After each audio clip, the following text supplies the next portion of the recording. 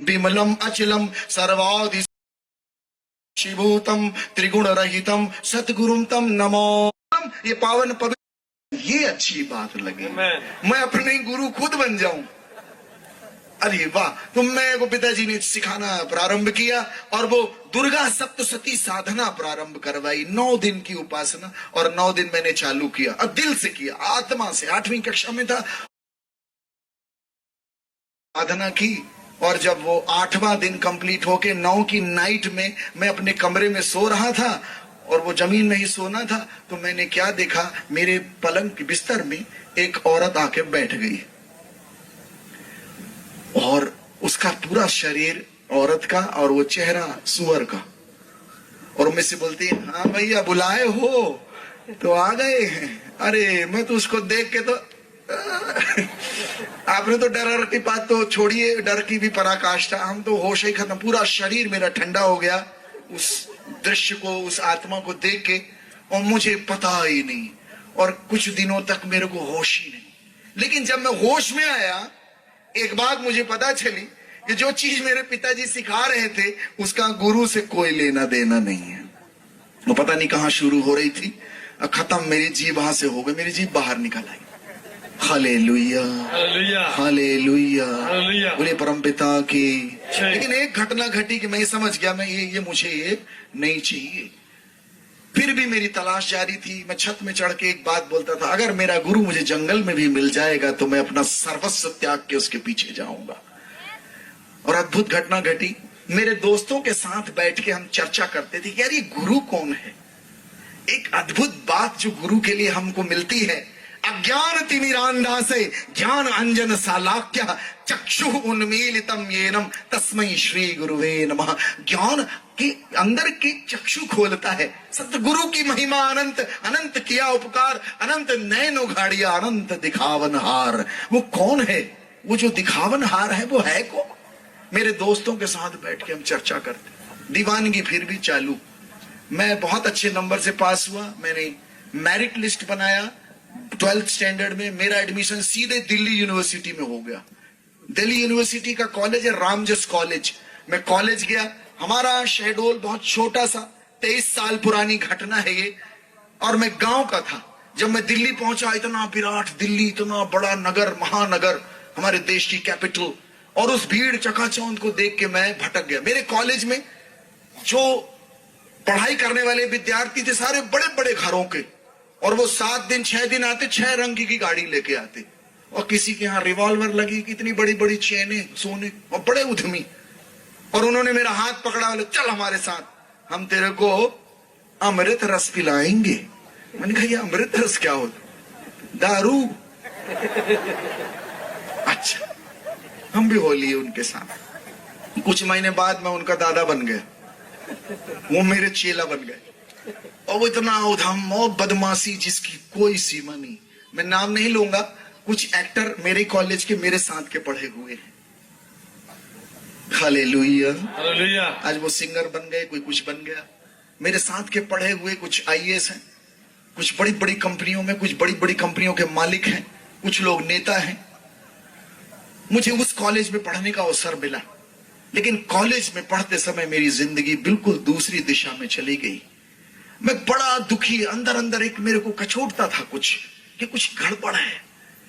College में demonstration programme था। अमिताभ बच्चन आए थे, हेमा मालिनी, शक्ति कपूर और जस्सी। परमपिता की। मैं आपको बताऊं, मैं वो पुस्तक नहीं पढ़ पाता। जैसे खोलूं चादर आए। और ना मैं इस आदमी को भी बताने में डरूं कि अगर इसको बताऊंगा तो ये सोचेगा ये पागल है। तो डर के मारे इस बात को मैं नहीं बताता था। और आपको मैं बताऊं प्रियो, मैं 40 दिन तक इस आदमी से मिलता रहा। मैं रोज बोलूं भैया मैं आपके बर्तन धो दूंगा, आपकी मंडली जो लगती है इनकी कुर्सियां साफ कर, लेकिन मेरे को एक कथा सुनाइए, क्योंकि ये कथा मेरी जिंदगी को बदल रही है। शराब पीना बंद, लड़ाई झगड़ा बंद, मेरी जिंदगी यू टर्न ले ली, एकदम अद्भुत यू टर्न। मैं अपना कमरा छोड़ दिया, अपने दोस्तों को छोड़ दिया, उन्हीं के कलीसिया में रहने लग गया। मैंने कहा मैं यहीं रहूंगा भैया, मेरे को मत भगाओ। Hallelujah, hallelujah, hallelujah, hallelujah. आपको बताऊं प्रियो, वो चादर नहीं जाती थी, मैं ये लेके घूमता था लेकिन पढ़ नहीं पाता था। एक दिन उस पास्टर ने कहा कि यहाँ पर एक बड़ी सभा होने वाली है और एक दास प्रभु के कोरिया देश से आने वाले हैं, आप भी आइए। और मैं सबसे पीछे बैठा था, ये पुस्तक को हाथ में लिए, तो इस डर के भाव से अगर ये प्रवक्ता कुछ पूछेगा तो मेरे को तो कुछ आता नहीं है, तो मैं सबसे पीछे बैठा था। लेकिन प्रवक्ता ने प्रवचन दिया और खड़े होके कहा, मुझे अच्छे से याद है जैसे कल की बात हो, उसने हाथ उठाया, बोले मैं प्रार्थना करूंगा और पवित्र आत्मा छुएगा। इंग्लिश में बोलते हैं हॉली स्पिरिट। मैं सोचा कहां छुएगा, कैसे छुएगा, हम लोगों के पास ये शब्द नहीं है, छुएगा। मैंने कहा कैसे छुएगा, और होली स्पिरिट, इंग्लिश में उन्होंने कहा होली स्पिरिट। हमारे यहाँ स्पिरिट होता है जिससे नेल पॉलिश हटाते हैं, मैंने कहा अच्छा ये होली स्पिरिट है, कुछ हटाएगा। और जैसे उन्होंने प्रार्थना की, पहले तो मुझे बॉडी में करंट सा लगा, तो मुझे लगा कोई तार है क्या करंट की, तो वो धीरे धीरे करंट मेरे शरीर में चढ़ा और मेरे को तो 440 वोल्ट का करंट शरीर में दौड़ा। मेरे को तो बिल्कुल लगे कि मैं मर गया भैया, बिजली का करंट। और मेरे जुबान, ये जो जीवा है, अपने आप घूमने लग गई और मैं पता नहीं क्या क्या बोल रहा हूँ, कौन सी भाषा बोल रहा हूँ, जो भाषा मैंने आज तक नहीं बोली ना मैं जानता हूँ। और ये पता नहीं क्या बोल, और एक ही चीज से कोई मेरे को आसमान में ले गया, धुआं धुआं। और एक विराट हाथ जिसके दोनों हाथ में छेद है, उससे आवाज निकलती है, नित्यानंद अपना जीवन मेरे को दे दे। Hallelujah, hallelujah, hallelujah. प्रभु यीशु ने मुझसे कहा, भो परिशांता भारा क्रांतस्य सर्वे मम समीप मायात तेना अहम युष्मान विश्रामिष्यामि। मैं वो हूं जो थके और बोझ से दबे लोगों को अपने पास बुलाता हूं और उन्हें विश्राम देता हूं। Hallelujah, hallelujah. अरे मैं जब आंखें खोली मैंने, अरे लगे कि कहाँ का कोई शराब पिला दिया है, ऐसी शराब तो बिल्कुल होश नहीं। और मैं हंस भी रहा हूं, रो भी रहा हूं, और एक ही चीज मैं बोल रहा हूं, प्रभु, प्रभु जी बचपन से आपको खोज रहा था, आज आन मिले हो, अब मेरे हृदय के बादशाह बन जाओ, मेरे हृदय के साजन बन जाओ, मेरे हृदय के प्रेमी बन जाइए। प्रियो, मैं उठा, उस बंदे से मैंने कहा, जो किसी का डर नहीं, ऐसा लगे मेरे पंख निकल आए हैं। और आज एक बात मैं आपसे बताता हूं प्रियो, सच कहता हूं, वो व्यक्ति वहीं मर गया, मैं नया व्यक्ति हूं, ये मुझे पता है। यूहन्ना अध्याय 14 उसके 27वें श्लोक में प्रभु यीशु कहते हैं, मदी शांति युष्मभ्यम ददामि यथा जगतो ददाति न अहम युष्मभ्यम ददामि। अपनी शांति तुम्हें दिए जाता हूं, जैसे संसार देता है वैसी नहीं, अपनी शांति। और वो शांति मैं आज अभी इसी समय 23 साल हो गया, खत्म नहीं होती। Hallelujah, hallelujah, hallelujah. अरे मुझे लगा क्या खजाना मिल गया है। मैंने उसी दिन उस गुरु की दीक्षा ली और ये निर्णय लिया, जीऊंगा इसके लिए, मरूंगा भी इसी के लिए। और मुझे न मृत्यु, न जीवन, न स्वर्गदूत, न अपदूत, न वर्तमान, न भविष्य, न स्वर्ग की शक्ति और न पाताल की और न कोई अन्य सृष्ट वस्तु, उसके प्रेम से मुझे कोई अलग नहीं कर पाया। मैं भागा भागा अपने घर गया, अपने मित्रों को बताया, अपने परिजनों को। अरे बड़ी मार पड़ी भाई, मैं लगा सब खुश होंगे, जिंदगी बर्बाद हो रही थी, आबाद हो गई, लोग खुश होंगे। अरे मेरे पिता ने तो मुझे इतना मारा, फुटबॉल जैसे बिल्कुल भाई, जहां देखो गाली पड़ा। मैंने कहा ये कौन सा रास्ता है भाई, कोई खुशी नहीं हो रहा है, गाली मिल रही है, लात मिल रही है, फुटबॉल जैसे खेले जा रहे हैं, टूर्नामेंट होने लग गया हमारे शरीर से। और मेरे को लगा ये बड़ा कठिन रास्ता है भाई, कोई खुश नहीं हो रहा। मेरा एक मित्र जो हमारे साथ पढ़ाई किया स्कूल में, उसको प्रभु ने छुआ। उसका भाई एक आंख से देख नहीं सकता था, उसकी आंखें खुल गई, वो बड़े प्रभु के भक्त बन गए। और जब वो भक्त बन गए, मेरे घर में न्यूज पहुंची, मेरे पिता ने कहा तू तो बन गया, पूरे मोहल्ले को कहे बना रहा है। फिर मारे, फिर टूर्नामेंट। अब मैं कहा प्रभु कहां चला जाऊं। और टीवी में प्रोग्राम आ रहा था ईटीसी चैनल में, डीजीएस दिनाकरन का। आज से 22 साल पुरानी घटना है। मेरे को प्रभु ने कहा जा इससे मिलने चला जा। मैंने अपनी बाइबल उठाई, अपना एक जोड़ी कपड़ा और मैं चल दिया, निकल गया। 1200 रुपए मेरे जेब में थे। जब मैं निकले गोवा पहुंचे, मुंबई पहुंचे, गोवा पहुंचे। गोवा में मेरा पैसा गोवा हो गया। अब मैं स्टेशन में सोऊं, वहां पानी पीऊं। धीरे धीरे चप्पल भी अजीब टाइप की हो गई, चप्पल भी निकल गई। प्रभु चप्पल भी ले लिए मेरी। अब मैं कहा एक चर्च में गया रोते रोते, मैंने कहा प्रभु तेरा मार्ग बड़ा खतरनाक है, चप्पल भी टूट गई मेरी, पैसे भी खत्म हो गए, मैं बाहर सो रहा हूँ, नल का पानी पी रहा हूँ। आपको पता है बड़ा सा चर्च, ह्यूज चर्च, वहां कोई नहीं। एक आदमी बैठा सफेद कपड़ा पहने। मैं उनके पास गया, मैंने कहा सर देखिए मैं इनके पीछे हो लिया हूँ, बड़ा परेशान हो गया हूँ, घर सब छोड़ छाड़ के आ गया, जा कहाँ रहा हूँ ये भी पता नहीं, पैसे भी खत्म हो गए। उन्होंने मेरी आंखों में देखा, एक कागज दिया मुझे, बोलिए ये तेरे लिए। आपको पता है प्रियो, उन्होंने मुझसे कहा जिस गुरु के पीछे तुम जा रहे हो उसने कहा है आकाश के पंछियों के घोंसले हैं और लोमड़ियों के मांदे हैं, परंतु उस मानव पुत्र के पास सिर रखने के लिए भी स्थान नहीं था। ऐसे गुरु के पीछे तुम हो लियो हो। मेरे तो झंझना गया शरीर। और प्रभु ने मुझसे कहा तेरे को भी मैं ऐसे ही साधु बनाने के लिए बुलाया हूँ। हालेलुया, हालेलुया, बोले प्रभु यीशु महाराज की जय।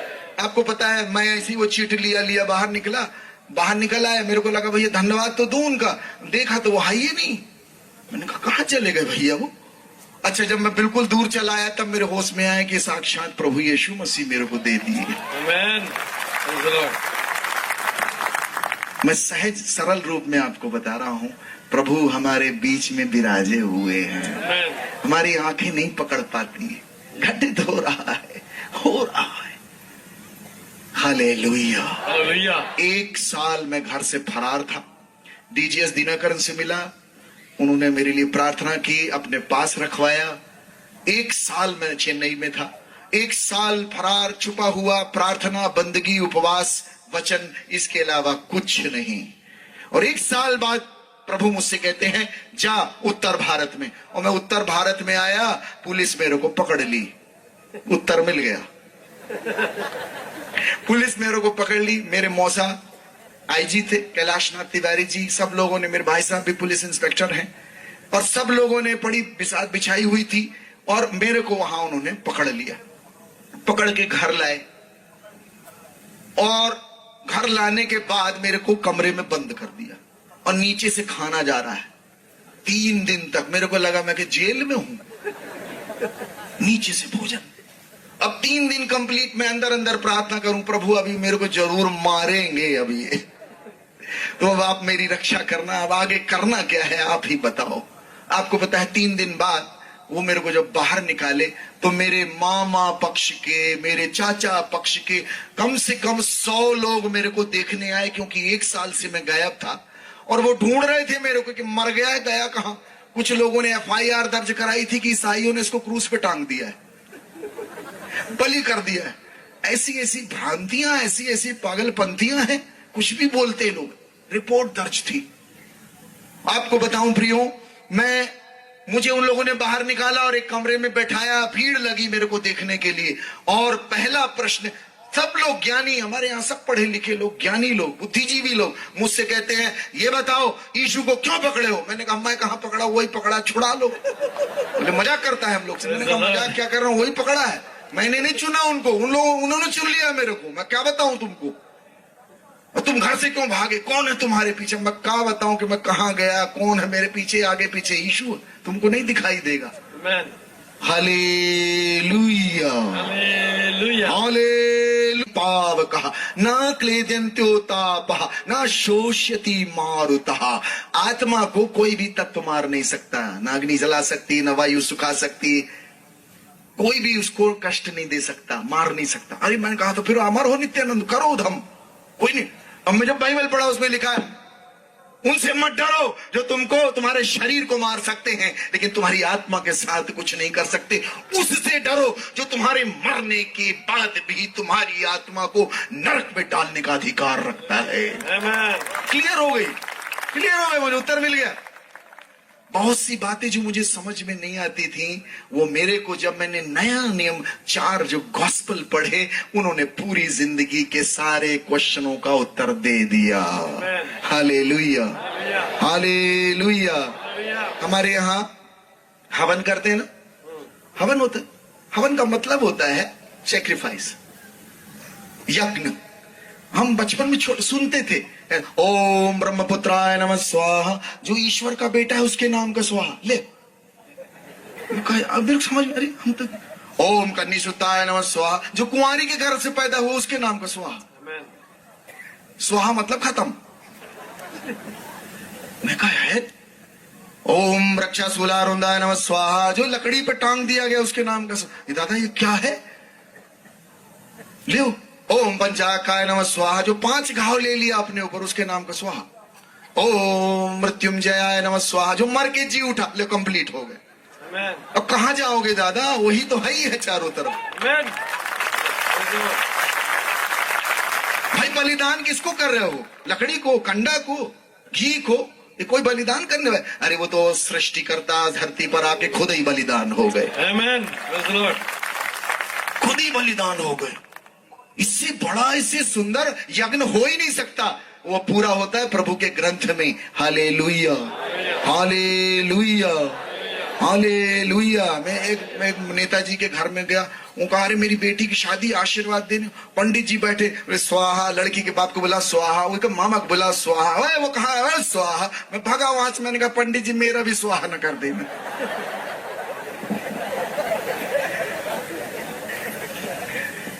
प्रभु यीशु जब क्रूस पे थे, उन्होंने 7 वाणियां बोली। कितनी?